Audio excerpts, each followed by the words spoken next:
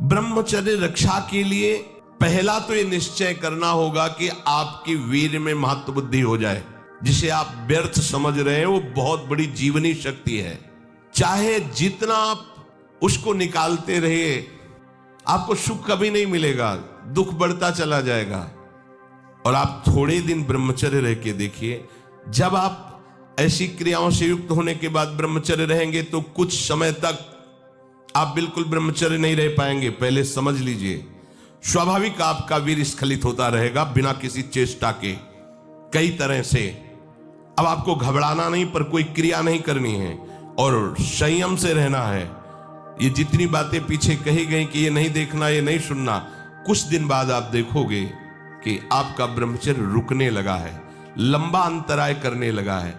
ऐसे भी उपासक है जिनको 10-10 वर्ष हो जाते हैं, स्वप्न दोष नहीं होता। 10-10 वर्ष स्वप्न दोष ही नहीं होता। कभी ऐसी कोई विषम परिस्थिति, औषधि आदि का प्रभाव, कुप्रभाव, वो बात अलग की है। क्यों? जब तक आप उसे रास्ता नहीं देंगे तब तक वो निकलेगा नहीं। स्वाभाविक नहीं निकलने वाली ये वस्तु है।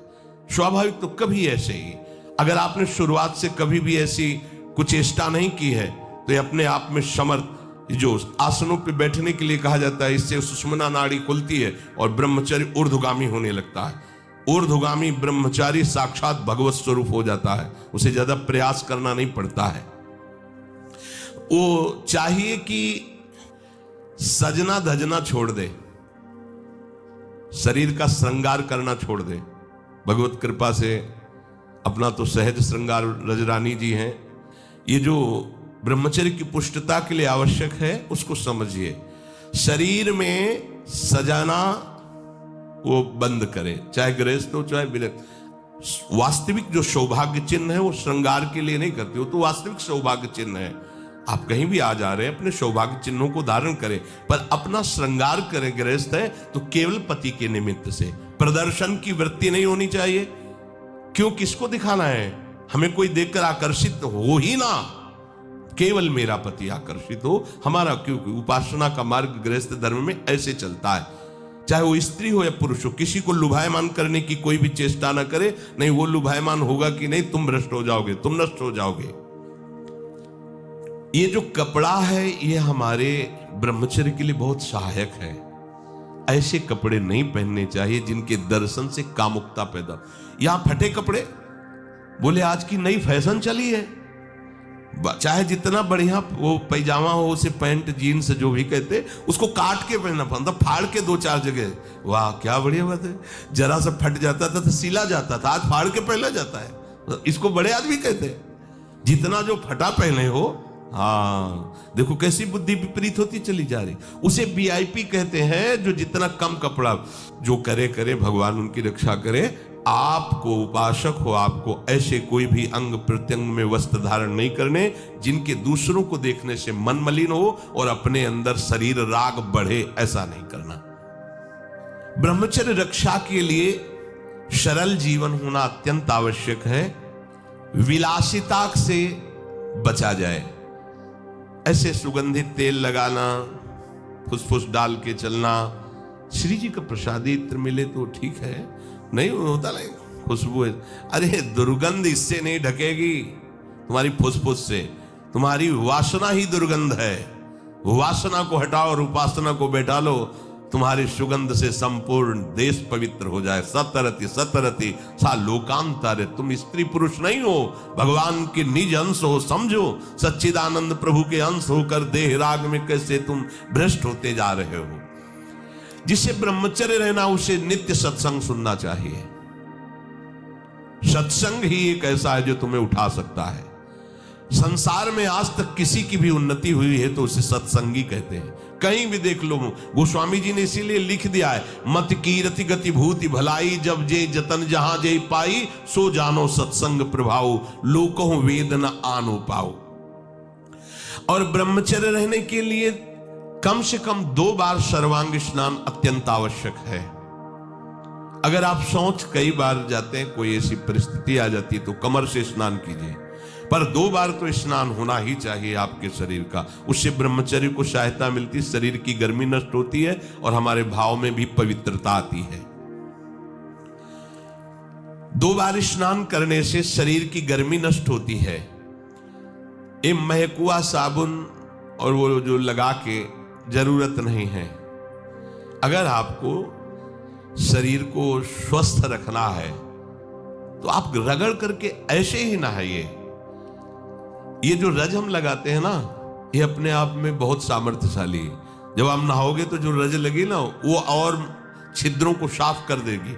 स्नान कर फिर आपको साबुन लगाने की जरूरत। यदि आप त्वगेंद्री को कोमल सुगंधित साबुनों से तो आपके अंदर कामुकता बढ़ेगी। ध्यान रखना, आपकी त्वगेंद्री जितनी कोमल होगी उतने में विकार बढ़ेंगे, और आपकी त्वगेंद्री जितनी ऐसे रुक्ष होती जाएगी उतने ही आप निर्विकार होते चले जाएंगे।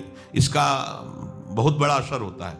कोमल कोमल वस्त्र, कोमल ऐसे त्वगेंद्री बना लेना, ये परमार्थ के लिए ठीक बात नहीं है। इसीलिए सीधे रज लगाओ, सीधे मोटे जो भी कपड़े जैसे मिले उनसे शरीर को ढको। और भगवत मार्ग में चलना है, ये उद्देश्य नहीं होगा तो ब्रह्मचर्य रह ही नहीं सकते हैं। अगर कहीं ऐसा सौभाग्य मिले कि किसी नदी या तालाब में कमर तक खड़े होकर के थोड़ी देर जप करने का, तो उससे ब्रह्मचर्य और पुष्ट होता है, नाभि तक कम से कम। लेकिन अगर ऐसा ना हो तो आप स्नान में सबसे पहले नाभि में ही जल डालना जाता है ब्रह्मचारी के लिए। ये विधान कि ठंडा जल से नाभि आदि से डाल करके। आपके कपड़े भले महंगे ना हो पर स्वच्छ होने चाहिए, पवित्र होने चाहिए। ध्यान रखिए, कपड़े आपके साफ होने चाहिए, पवित्र होने, भले फटे हो, भले वो कम पैसे वाले हो, लेकिन पवित्र होने चाहिए, स्वच्छ होने चाहिए। उससे आपकी ब्रह्मचर्य में सहायता मिलेगी। भोजन के तुरंत बाद कभी स्नान न करें। जैसे भोजन किया, शौच लग गई तो बस पेट में पानी नहीं, कमर के नीचे से, कमर से पवित्र। लेकिन भोजन, अगर भोजन पाया और तुरंत पानी डालोगे तो गर्मी सर्दी से आपके ब्रह्मचर्य पर हानि पहुंचा सकता है। यदि आपका पित्त बढ़ रहा है और शाम के भोजन की इच्छा नहीं, थोड़ी थोड़ी तो है, थोड़ी थोड़ी नहीं है, नहीं पाना चाहिए। अगर आप पाओगे तो पित्त वर्धन अधिक होगा, हीट अंदर बढ़ेगी और वो आपको ब्रह्मचर्य में हानि पहुंचा देगी। अधिक गर्म जल से स्नान करना ब्रह्मचारी के लिए हानिकारक है। गीजर का बहुत ठंडी है, आपको ऐसा लगता है तो एक नॉर्मल जल कर लीजिए कि ठंडा भी है और ठंडा नहीं भी है। धुआं उठ रहा है गर्मा गर्म, ये नहीं, ना गर्मा गर्म भोजन ना गर्मा गर्म जल से स्नान। अगर आप ऐसा गर्म जल से ही स्नान करेंगे तो आप बहुत कमजोर हो जाएंगे। ये बात समझिए, ये सब सुखद सामग्री नहीं है जो आप समझ रहे हो। प्रकृति का सीधे वार सहने की सामर्थ्य जब शरीर में तुम्हारे आएगी तो स्वाभाविक ब्रह्मचर्य पुष्ट होने लगेगा और उत्साह बढ़ने लगेगा ब्रह्मचर्य का। हम ये नहीं कहते कि आज से गीजर बंद, कल से नाक बहाओ, ऐसा नहीं कहते। उचित कर लो, इतना नहीं कि गरम गरम, ऐसा नहीं, उचित। स्नान के बाद शरीर को किसी वस्त्र से सर्वांग रगड़ करके पोछिए, साबुन लगाने की जरूरत नहीं, आपका शरीर साफ रहेगा। ब्रह्मचर्य के लिए भोजन में सुधार होना अत्यंत आवश्यक है। एक बार एक बादशाह ने भागवतिक श्रेष्ठ वैद्य को बुलाया और पूछा 24 घंटे में स्वस्थ शरीर के लिए कितना भोजन अनिवार्य है। तो उसने कहा 24 घंटे के लिए 39 तोला अन्न अत्यंत अनिवार्य है। 1 तोला 10 ग्राम, 39 तोला 390 ग्राम। 24 घंटे में आपके अंदर अन्न 390 ग्राम जाना चाहिए। इसके बाद उन्होंने कहा कि इतने से क्या होगा, तो हकीम बोला कि शरीर पोषण के लिए इससे ज्यादा की आवश्यकता नहीं है। इसके अलावा जो ज्यादा खाया जाता है वो आंतों को बोझा देता है, ब्रह्मचर्य की हानि करता है, भजन में प्रमाद करता है और उम्र को नष्ट करता है, समय को नष्ट करता है। कितना?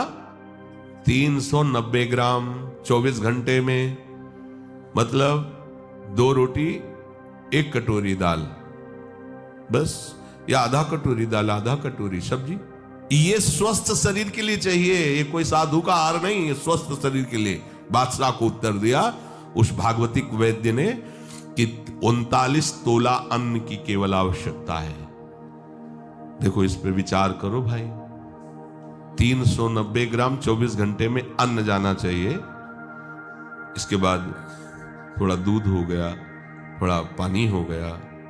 390 ग्राम मतलब 400 ग्राम भी पूरा नहीं, 24 घंटे में, दिन रात में। और इससे शरीर स्वस्थ रहेगा और आपकी आध्यात्मिक शक्ति बढ़ेगी। वो तो हम बार बार सत्संग में कहते हैं ज्यादा भोजन जो है ये ठीक नहीं है और उचित भोजन लीजिए। तो आज ये उचित भोजन का भी प्रमाण मिल गया कि 39 तोला भोजन करना है। देखो, करके देखो एक बार, 39 तोला दोपहर में और 39 तोला शाम के, तो 2 बार में कर लीजिए। उपासक को आहार के लिए सावधान। इसके अलावा जो कुछ खाया जाता है वो सिर्फ हाथों को बोझा ढोने का काम दिया जाता है। 2 बार में संभल करके बुद्धिमान भाग्यवान उपासक इतने अन्न का ही सेवन करता है। 2 बार में 39 तोला की बात कह रहे हैं, 2 बार, बुद्धिमान और भाग्यवान। और महामूर्ख और अभागा वो अधिक भरता है आंतों में। इसमें वाणी जी में लिखा, महामूर्ख है वो क्योंकि बेमतलब बोझा भरे जा रहे। देखो, भोजन तुम्हें तार देगा और भोजन तुम्हें मार देगा। तंदुरुस्ती के लिए, स्वस्थता के लिए और भजन के लिए जितना बताया गया उतना ही भोजन करना चाहिए। जीने के लिए खाओ, खाने के लिए मत जियो। तो ये कोशिश करो, एक टाइम के लिए 39 तोला और दूसरे टाइम हम वैद्य जी एक बार के लिए कहे ना 24 घंटे में 2 बार को इसको विभाजित कर दे, तो इसे हम छूट देते हैं। 400 ग्राम अन्न दोनों टाइम ले लो, 800 ग्राम होता है। ठीक है, एक बार देखो ना करके, बहुत शांति मिलेगी, इससे लाभ मिलेगा। सच्ची बात मानना, भोजन का बहुत बड़ा प्रभाव होता है। ठीक है, अब इसमें कह रहे हैं कि आहार में क्या लेना है। वजन तो तय हो गया। अब आहार में कह रहे हैं कि सात्विक आहार ही ब्रह्मचर्य को पुष्ट करता है, नहीं तो ब्रह्मचर्य को नष्ट कर देता है। राजसिक और तामसिक आहार ब्रह्मचारी व्रत निर्वाह के लिए नहीं लेना चाहिए। रसीला, हल्का मतलब सुपाच्य और मधुर, और गेहूं, चावल, जौ, साठी, मूंग, अरहर, चना, दूध, अल्प मात्रा में घी, चीनी, सेंधा नमक या पके हुए ऋतु फल, ये ब्रह्मचर्य में सहायक आहार है। समझ लेना। राजसिक आहार गर्मा गर्म धुआं निकलता हुआ नहीं पाना चाहिए, ये हानिकारक होता है। जैसे लोग नहीं थे गर्मा गर्म एकदम ऐसे, वो कितना भी सात्विक अन्न हो वो तामसिक बन जाएगा, उसे नहीं पाना चाहिए। कोई भी साधक कैसे, चाय भी पियो, थोड़ा सा हल्का सा उसका गर्मपन निकल जाए, एकदम धुआं निकलता हुआ नहीं, ऐसा। अब देखिए, त्याज्य आहार जो उपासक को नहीं करना चाहिए, अत्यंत गर्म कढ़ाई से निकला हुआ एकदम पकोड़ा गर्मा गर्म से, ये राक्षसी प्रवृत्ति है, नहीं पाना चाहिए। अच्छा, अपने लोगों को तो गर्मा गर्म भाग्य में नहीं लिखा है। क्यों? क्योंकि पहले प्रियाजू पाएंगे, तो प्रियाजू को गर्मा गर्म थोड़ी लगाएंगे, पहले योग्य उसको बनाओ पाने के, मतलब हल्का सा गर्म रह जाए, फिर श्री जी को भोग लगाओ, 20 मिनट भोग लगाओ, हो गया सब काम। इसके बाद प्रसाद रूप में पालो तो स्वाद वाली बात ही नहीं रह जाएगी, परम स्वाद आ जाएगा, क्योंकि प्रियाजू ने पाया है। अत्यंत उष्ण और लाल मिर्च पर ये एकदम तेल उतरा रहा है सब्जी में, लाल लाल ऊपर नहीं होता जिसे ऐसे, ये ब्रह्मचर्य के लिए हानिकारक है। साधु, साधक, उपासक, चाहे गृहस्थ हो चाहे विरक्त, मत पाना। लाल मिर्च पड़ी हुई और खूब ऑयल दिखाई दे रहा है ऊपर से, नहीं पाना। और अत्यंत नमकीन और अधिक मीठा, मीठा सात्विक में ऊपर में वर्णन किया गया है, पर अधिक मीठा। अब पता चला गुलाब जामुन आ गए तो 10, 12, 15 तक कोई बात ही नहीं है। खीर आदि, हलवा आदि समेटते चले जा, भैया ये कोई गोदाम थोड़ी, आते हैं थोड़ा उचित पालो, हो गया। अब 400 वाली बात है तो जो अगर खीर अच्छी लगती है तो सब बंद कर दो, 400 ग्राम खीर पी लो। हलवा अच्छा लगता है तो ठीक है, कुछ मत लो, केवल हलवा ले लो, 400 ग्राम पालो, कोई बात नहीं, बिना औषधि के पच जाएगा, आप देख लेना। बहुत बढ़िया रहेगा और आप सात्विक रहेंगे, आपका चिंतन बनेगा, नींद नहीं आएगी। चटपटा नहीं, ये नींबू डाल करके, थोड़ी इमली डाल करके, थोड़ी आम का अमृत डाल करके, ऐसे ये साधु, ये बहुत खतरनाक ब्रह्मचर्य के लिए।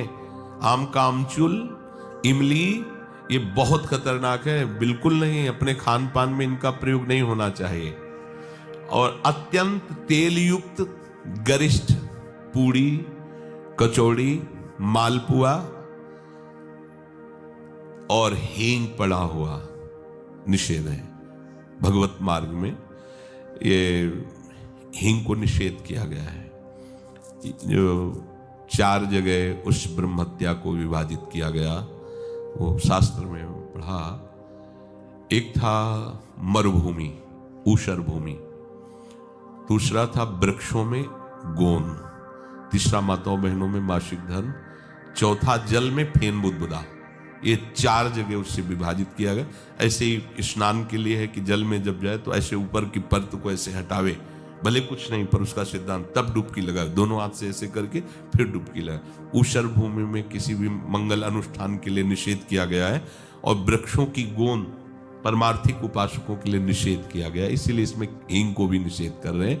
और हींग वैसे ही बहुत गर्म तासीर होती है, अपने को नहीं पाना। प्याज, लहसुन, गाजर, उड़द, मसाला बाजार का बना हुआ, जैसे मीट मसाला वैसे वैसे नहीं, ये नहीं। और तमोगुणी में मांस, मछली और आदि आदि, अंडा, शराब, चाय, काफी तमोगुण में रखा है, उसी लाइन में रखा है जिसमें निषेध रखा है। चाय, काफी, डाफी भी कोई होता है क्या? नहीं, काफी तो अलग लिखा है, डाफी अलग लिखा है, तो डाफी तो हम तो जलते ले। फिर लिखा कोकीन, चरस, ये सब तमोगुणी में है।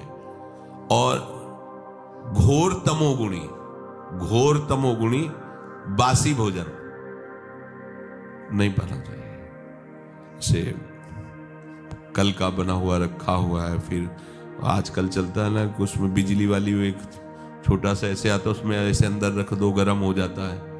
हाँ, ये साधु के लिए नहीं है तो उपवास कर लो, बढ़िया है। जब मिले तो ताजा भोजन, जो ताजा का मतलब कल परसों का, ऐसा नहीं कर पाना। इसीलिए जैसे ब्रेड आदि हैं, ये आपकी उपासना में सहयोग नहीं देंगे, ये तमोगुण पैदा है। ये अत्यंत तामसिक आहार के अंतर्गत आते हैं। कई दिनों का बना हुआ, ये बाजार में जैसे कि ले आए आप, उनको तल के ऐसे, ये सब ठीक नहीं। चाउमीन, वो क्या कहते हैं, सेमई जैसा, ये सब बिल्कुल ठीक नहीं है। ये क्या चल रहा है यार? अरे आटा लगाओ, 4 रोटी बनाओ, श्री जी को भोग लगाओ, पाओ, पेट भरो, भजन करना है। चंचलता, काम, क्रोध, लालच और पापाचरण से युक्त बना देने वाला ये तमोगुणी आहार बिल्कुल नहीं करना चाहिए। जो ब्रह्मचर्य व्रत में रहना चाहता हो उसको सावधान रहना चाहिए कि बासी, बाल पड़ा हुआ, मक्खी पड़ा हुआ, ये भोजन सब अत्यंत तमोगुण के अंतर्गत आता है।